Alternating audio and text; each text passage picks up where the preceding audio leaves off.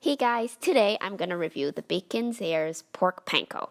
I really like using panko in my cooking, but unfortunately we've been trying to eat more of a keto diet these days, and since they're carbs, we haven't been using breading in our cooking until now.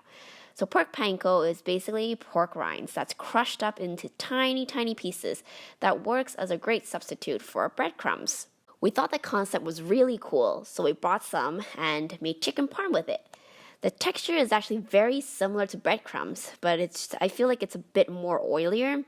It does have a very porky smell, which we don't mind at all. We actually really like eating pork rinds. So we did find that it stuck on quite well to the chicken. So overall, it was very similar to the regular breadcrumbs. One pack is enough to make between 6 to 8 chicken thighs, so you can use that as a rough reference.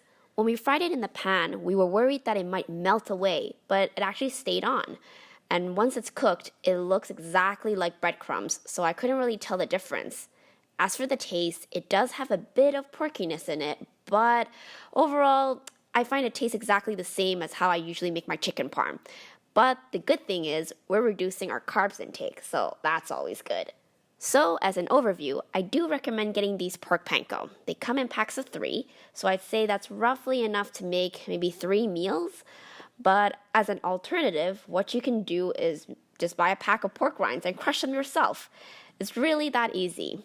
But if you're looking for convenience, then pork panko is a really good option, especially for those who are on a keto diet.